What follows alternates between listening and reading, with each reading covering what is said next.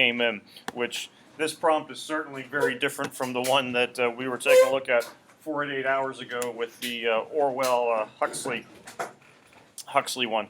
So let's go stream. Oops.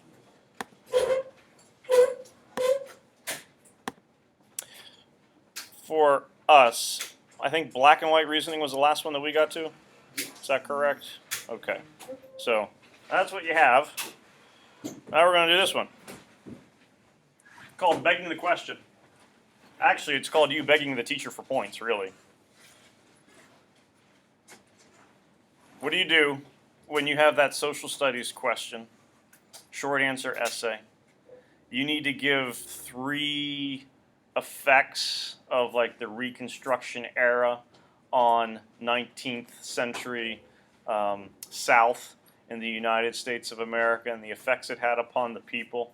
You have to come up with 3, and you can only come up with 1. What do you do? How? Like I said, you're begging the teacher for points, and you're also begging the question. Basically, you're coming up with 2 more reasons that it's really the same reason, and as Ray said, you just like reworded it differently.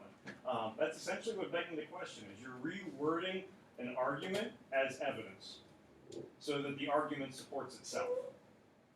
So the example that's up here, everyone believes in God because the belief in God is universal. Or you could plug in everyone believes in Santa Claus because the belief in Santa Claus is universal. The Easter Bunny. Basically, why would this person be arguing that everyone believes in God? The evidence is the fact that everyone believes in God. I think Paige stole my bike because she's the type of person who would do that. I think Paige stole my bike because I think Paige stole my bike. I see you twice a day. If I'm stealing anybody's bike, it's not yours. Never know. I have to face you once and then come back and reface you after stealing your bike. It's just... Asia's disgruntled at her current job. Just doesn't like dishing out ice cream to people.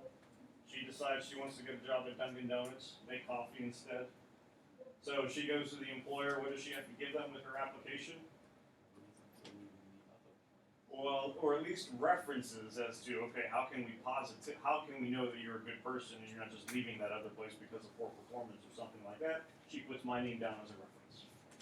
Who the heck is this guy? Oh, that's my English teacher. He's a good guy. He'll vouch for me. What is she doing? Vouching for me, and she's hoping I will vouch for her. So in reality, she's vouching for herself. Those will all be examples of begging the question or like circular reasoning, circular argument. Not that you folks would ever do anything like that. Would it be supporting an argument with the argument? Basically. And the problem is you don't realize you're doing it more often than not. So it's kind of like a blanket statement where you feel that you're offering separate evidence or separate support, but you're really not doing so. You'll enjoy that class because it's a lot of fun. You'll have fun because it's fun, you know. So there's not. And it's not that you're a moron if you use any of these fallacies.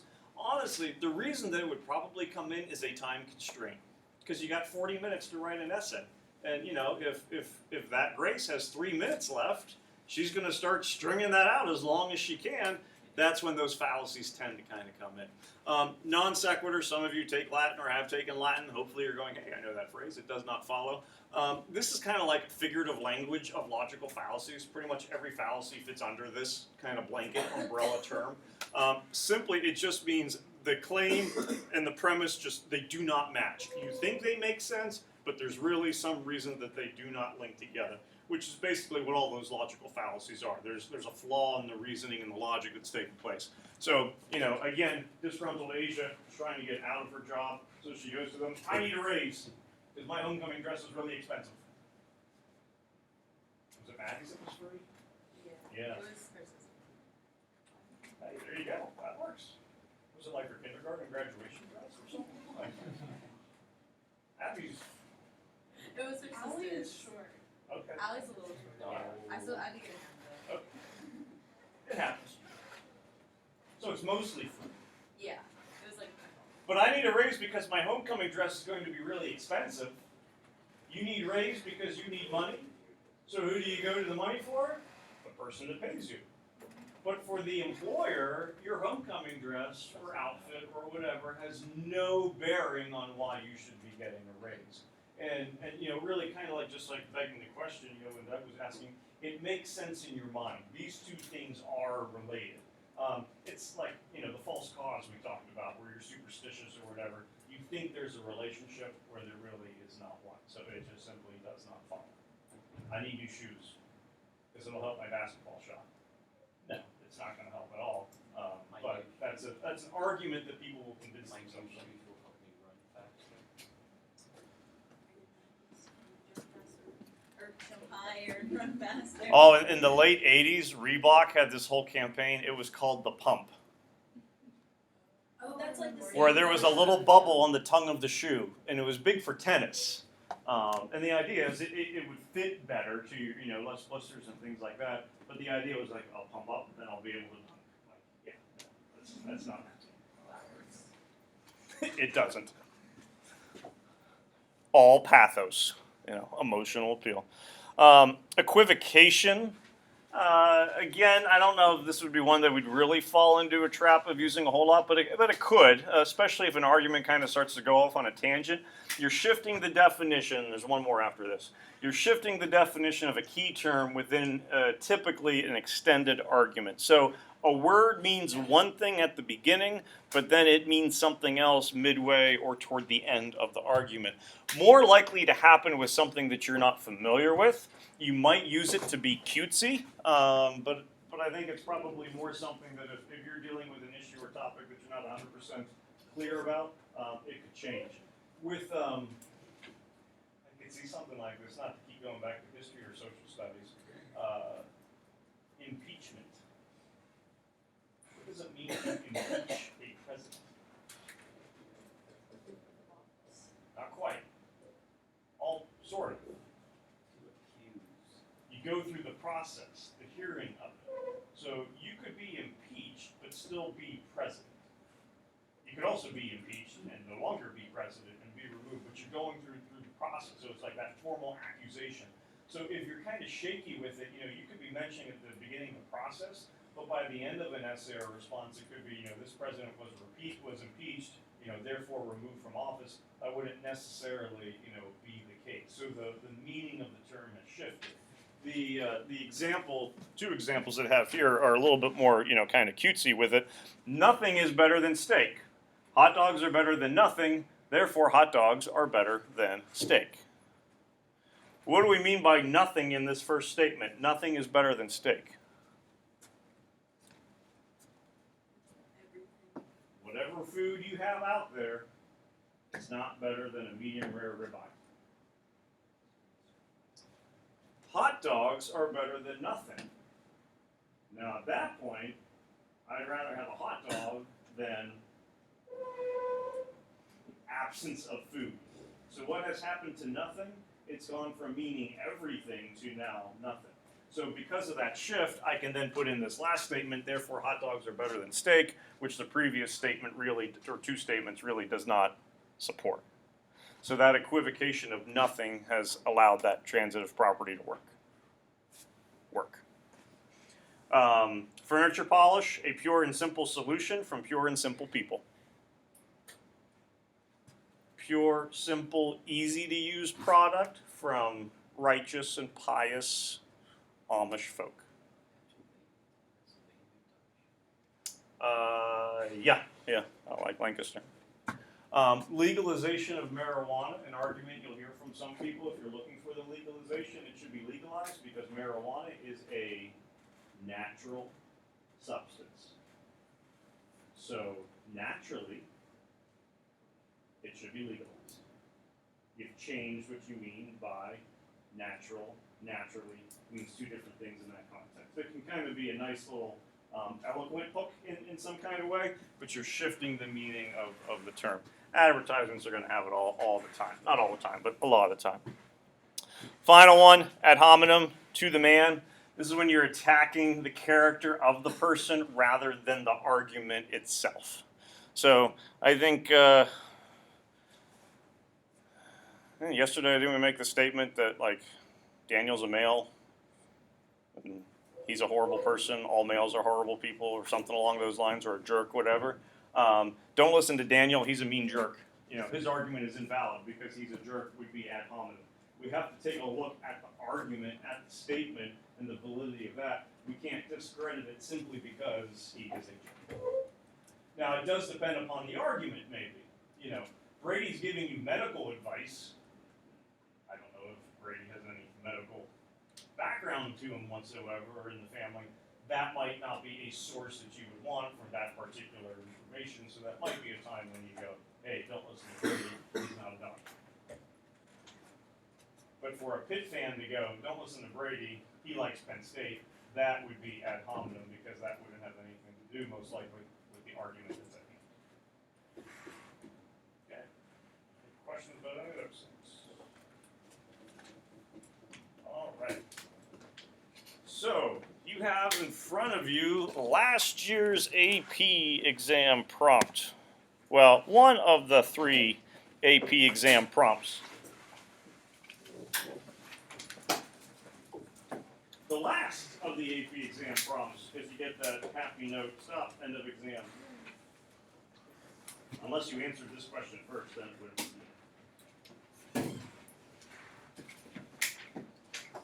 At the top says question 3. Those are 3 different questions. Notice it does say suggested time 40 minutes.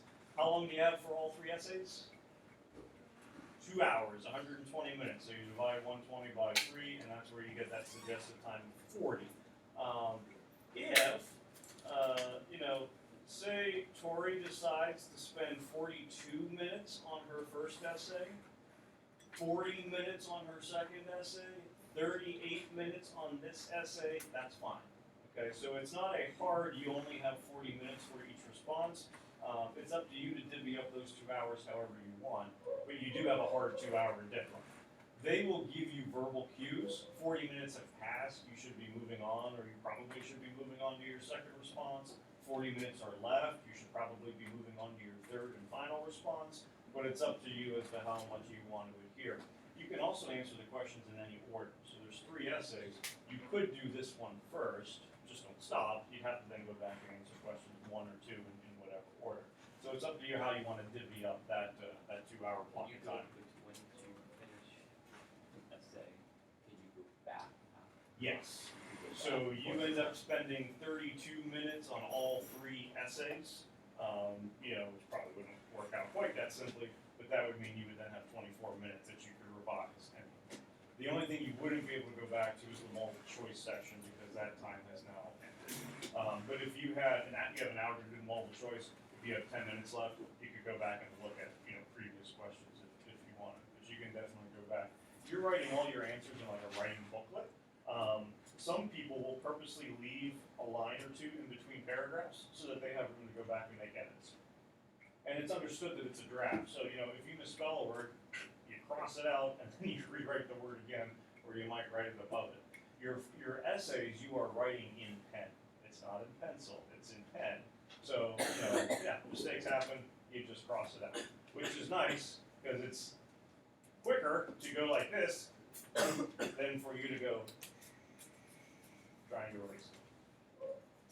Since you're holding one, highlighters are contraband on the AP exam. I don't care if you use them here, because a lot of people do. But when it comes to like multiple choice or highlighting passages, you cannot use a highlighter. You can use a pencil, or a pen to mark things, but you cannot use a highlighter on the test. I don't know why. Bright colors are not fun. Because you would put secret notes in the highlighter ink and then use that to your benefit on the exam. That's the way that it is. So, the term overrated is often used to diminish concepts, places, roles, etc. that the speaker believes do not deserve the prestige they commonly enjoy. For example, many writers have argued that success is overrated. A character in a novel by Anthony Burgess famously describes Rome as a vastly overrated city. and Queen Rania of Jordan herself has asserted that being queen is overrated.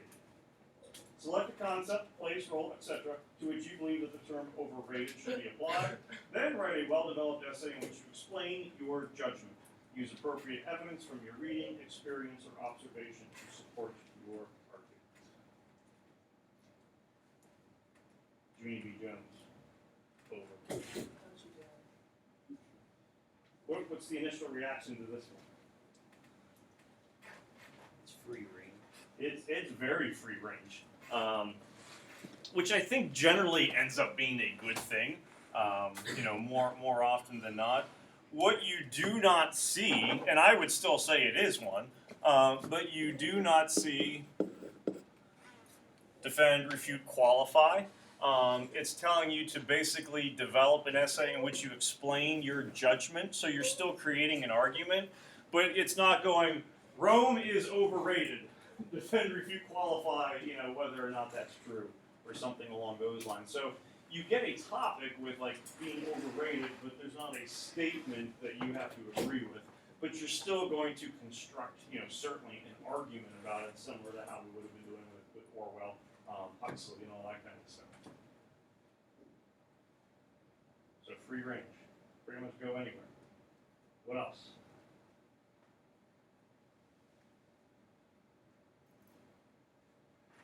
For some people, I don't think it strikes them as being Englishy. Orwell, Huxley, authors, like you expect to write about books. This one, overrated. It's not necessarily, I think, what people maybe expect. And that, I don't want to say that's how all the essays are going to be, but it kind of tends to be that way for, I would say, at least one of the prompts that show up. So it's not testing you on being an English student. Why? Not that this will put all your fears to rest. I guess two things. One, it's September. You'd be doing this in May. You do technically have 2 hours and 15 minutes to do your essays. And what you get are 15 minutes of reading time. So you can look at the 3 prompts. The reason for that specifically is because the first question is called a synthesis, which we're going to get into that a little bit more later. But it comes with source material. So they're giving you time to take a look at the sources that go along with that synthesis question. They build in those 15 minutes. Chances are you'll probably be done looking at that synthesis essay within 8 or 10 minutes. So you'll have some exposure to this, and it might kind of be working in the back of your mind. But yeah, free range, good. Oh my goodness, where do I start? Could be going on as well. And I don't know if there's a correct way to approach that. Some people, assuming we're in a situation where I don't know where to begin, some people will put this off to the end. And the hope would be, over the next 2 hours, some ideas will start to just naturally kind of come into my mind, even though I'm doing other questions. Others will maybe look at the other 2 questions and go, piece of cake, I can do that in half an hour. I might spend an hour on this one. Let's do it now. And I know I can still put together quality material from the other 2. There's not a better way. I think it's just going to be a personal preference for it. I was going to say, you can add personalization to this. Yeah, and you take a look at the end where, and this does tend to be a typical statement. By no means is it a guarantee, but this is the go-to phrase that they now use where you could go from your reading, your experience, or observation to support your argument. So you could do personal experience. Yeah, as long as that use of the pronoun's appropriate. So you're not going to go, the person writing this essay, when he was in 8th grade or anything like that. You could certainly go, when I was or in my experience. But that doesn't give you free reign to use first-person pronouns all over the place. I believe would pretty much be unnecessary. Also, I think you want to make sure if you go with personal experience, it's going to be relatable to a wider audience. So I don't think you can say or write effectively that my 4th period English teacher is overrated, because they don't know me. And so it might not resonate well. Whereas if you were going to go with a term that maybe the reader doesn't have personal experience about, but it's more widely known, then it would certainly work. things that are overrated or very, it's like, your opinion strictly says like, if they don't understand, but let's say the Pittsburgh thing. Let's say the. Let's say I say Primanti's is overrated. Okay. People who don't live in Pittsburgh or out of that wouldn't understand. Number one, that's blasphemous. So. Yeah, I mean, thank God, it's just an example. But Yeah. It's hard to pick things because depending on who's going to grade your essay, they might have no clue what to talk. So Stella gave us a thing here with Primanti's. Is anything popping in people's heads is when you hear overrated, these are concepts that start to come up. And they don't have to be like academic. I said fame. Fame? Just as one. Okay. That's what you were going to go with too? Yeah. Okay. But I also thought Starbucks. That's just what popped in my head. Okay, now, like, so Stella, to your point, this one would work for sure Yeah. because it's a national brand. You know, it's something that certainly everyone would know. You're right, Primanti's is going to be more regionalized. With your explanation, you could make it work. And not that it would, in some ways it is, if you were to go chain restaurants are overrated, you know, where it could be a Primanti's to an extent or an Applebee's, Chili's, that would certainly be more understandable, you know, to the audience. But if you can back it up, it would still, in theory, work. Okay. What will happen, an English teacher, an AP English teacher is reading the essay. If they don't know the content, they'll pass it on to someone else. So if you make something up, and through their background checking, they're going, no, this is a total fabrication, that's a problem.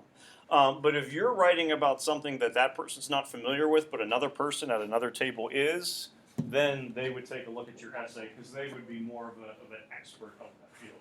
So, like, pop culture references could work. I don't know this for a fact. I'm convinced, and think this is May of last year, I bet there were a whole bunch of essays written about a celebrity feud that was taking place April, May, June. JC. You write your English essay about James Charles. I swear. I guarantee out of 600,000 essays, I bet at least 50,000 Imagine mentioned it. writing your AP So, test about if, talking wrong. if you have the 78-year-old English teacher from Grand Rapids, and she's going, what the heck is happening? It might make its way to me, and I go, oh yeah, I can grade this. And go with it. So you do, and listen up, this is important. You do have, as Douglas said, free range. Can you support it? And why I would go with that, and I'm sure like Kardashian essays were showing up all over the place, you know, reality TV shows and things like that. The conversation that was taking place with America's Got Talent second period would have been working its way in. So that is something that your experience, your observations, your reading, it would still work from there. So long as you can validate it. Because take a look, and here's the part where I think, and then Grace, I'll get to you. Here's the part that I think sometimes people will mess up. It's often used to diminish concepts, places, roles, people that the speaker believes does not enjoy the prestige that they commonly receive. So what is it about the reality of any of those things where reality doesn't equal perception, and in that case it gets overrated? I'm also sure a lot of people wrote AP courses or exams are overrated. You know, I don't know that the school I want to go to is going to accept my credit. Penn State is notorious for not accepting AP credits. Is there, in your opinion, like a right or wrong concept of overrated? Because if you think about it, fame. You said of overrated? Yeah. Because Okay. fame is very different from Starbucks. So like, Yeah. would you really suggest writing a whole essay on Starbucks, or would you pick more of a concept like that can be, that can like be modified? Of the two, if you're saying which one do I prefer this one because it is still focused, but it's giving me leeway to do things. Starbucks is much more, you know, it's a narrow topic. Now, I think I could switch, like, to me, Starbucks doesn't work as a topic. Starbucks works as a piece of evidence. What's a piece of evidence that it could fall under? Name brands. So I could go name brands are overrated. And I could be taking a look at, food, drink, something along those lines. I could also be taking a look at fashion, clothing. How many Michael Kors bags do you really see? I mean, how many real Michael Kors bags do you really see? 15%, 2%, whatever the case. If I can get something of pretty close quality for a smaller price tag, I'm going to do that. So I think the whole idea about name brands would kind of be like fame. Now it gives me options. So under fame, I could be taking a look at, a whole bunch of different things. Is it overrated to be a Kardashian? Is it overrated with the requirements that come along with being famous, so far as maybe lack of privacy, commitments that are always going to be made, stuff like that. The big thing is you want to be able to break down these concepts into more specific ideas. 2 to 3 body paragraphs on Starbucks, for me personally, it's going to be rough sledding. But if I had something like this, I could go with it. I know, based on students from last year, I know that some students wrote about fame. I definitely know that students wrote about school in general. I know that some students mentioned AP exams. I know that some students mentioned sleep as being overrated. I know that some students talked about wind turbine energy as being overrated. How is it? The reason they went with that one was because, Stella just said the first prompt dealt about wind turbine energy. So they had a whole bunch of sources about turbine energy because they had to formulate an argument into a well-written essay to develop your position on the most important factors that an individual or agency should consider when deciding whether to establish a wind farm. So in one essay, they were arguing for it, and then in the other essay, they went, this is totally overrated. Is that cheating? Because they were...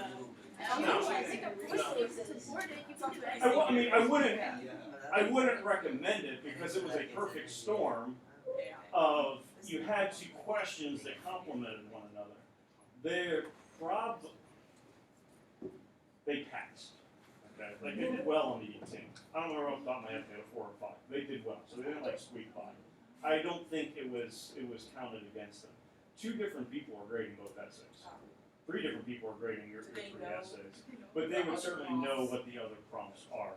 I would look at it as, hey, you had 40 minutes. You had a resource that was right there. It's not like they were taking out a phone and looking up, information on turbine, but they all had it right there.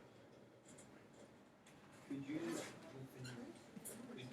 answer prompts like this, or like me in any amount of paragraphs you want, as long as you answer the question? I mean, as long as you answer it well, you have to have a thesis. And I could always say that in the past, and I can still say it. The nice thing is I can say it is because now you have a rubric, and you get a point for having a thesis. So, you have to have a thesis, you have to have an intro. After that, it's body paragraphs, reign supreme. They are greater than having a conclusion. So I could see a 3-paragraph essay passing, and being proficient enough. To me, there's no way you can be successful with 1 body paragraph. You would have to have at least an intro, 2 body paragraphs. I would hope within that 2nd body paragraph, if you don't get a conclusion, that you would still kind of be able to work in a closing idea, to it. I would say, again, we're saying this stuff on September 19th. I don't think by the time that May rolls around, you should have any difficulty putting together 4 paragraphs. Intro, at least 2 body, conclusion. Some will go 5 paragraphs. That kind of depends upon what the prompt is, your comfort level. I think rhetorical analysis would be the one that would definitely be able to go with 3 body paragraphs because you're pulling from a passage and you can find different devices. Argument questions, in a lot of ways, I think people kind of run out of steam after 2 body paragraphs. That 3rd idea gets a little weak. A way to counterbalance that, and we'll talk about this as we move forward, would be doing a rebuttal. for those who don't think that fame is overrated, here's what you're not recognizing, and so that would be a way to kind of add like a counter argument. You know, to address the opposing viewpoint, that's a way to add more content. And that's going to vary, you know, depending upon comfort level, time, you know, all those things. There's so many moving parts, but the simplest answer to your question is like shooting for 4. Not 4 body paragraphs, but at least 2 body paragraphs, and then bookend it with intro and conclusion. Is that common? Like, do people, like, given the time that they have, is that common to write only 4 paragraphs? Would you be able to, I would imagine it's let's take out the crappy essays. Okay, so like we're looking at the passing ones. My guess is the majority have 2 body paragraphs. Now you might recall my wonderful piece of advice from like the first week of school. Maybe you don't. More is more. If I can write more and it's good, my score is going to be more than yours, you know? So if you write 3 paragraphs and I write 2 and all 3 paragraphs are of equal merit, you're probably going to do better than I am because you wrote more, there's more to it. But you can have a 6, you know, the highest scoring essay with 2 body paragraphs. There's no doubt. You could get a 2 with 3 body paragraphs if those 3 body paragraphs are not working together and accomplishing anything. The part that folks with an argument question, or really any kind of question, I think do very well with is they're able to identify their claim. You know, this is going to be your position. Really, in essay world, what do we call this? That would be more universal. It's going to be your thesis. So, you know, you're going to be able to decide what is overrated, hopefully. Starbucks, name brands, Primanti's, Kardashians, James Charles, AP exams, sleep, technology, iPads in classrooms. Those would all be pieces of what for my claim? City did pass. Parts of stop. No, because we can't cross contaminate here. They don't pollinate with one another. But you know, I have evidence. So these are basically, you know, these are my topics.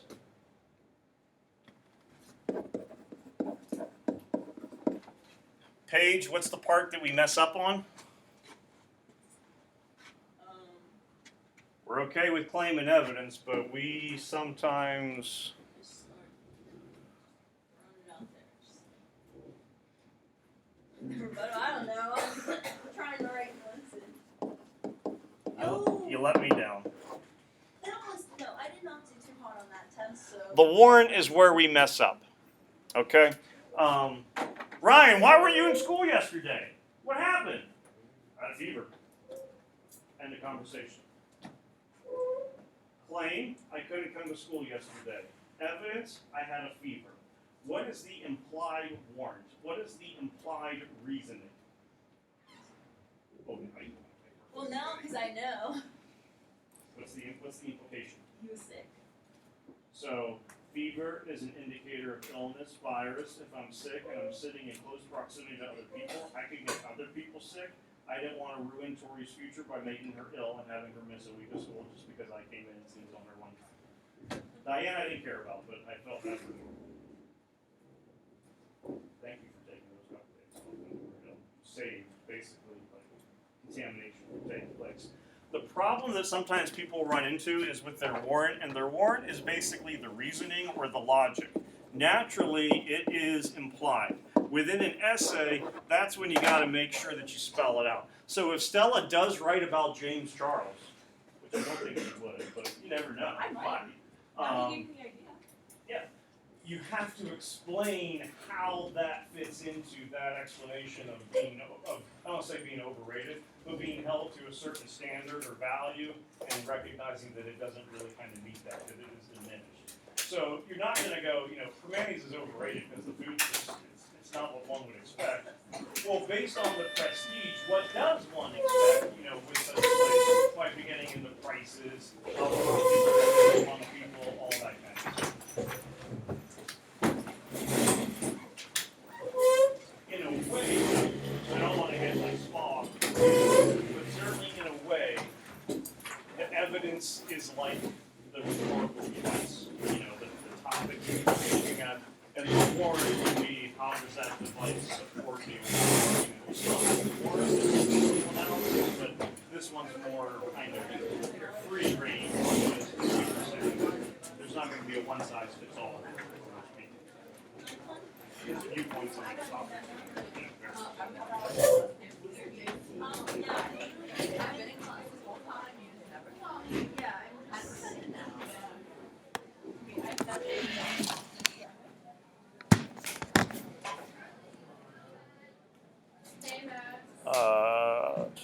How'd you get up here so quick?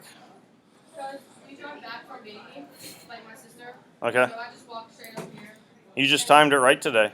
Because I don't go to the auditorium. I go to the office to check in. So Okay. it's like easy. What do notes again? We're gonna finish up those notes and then we're gonna do some practice with the sentence.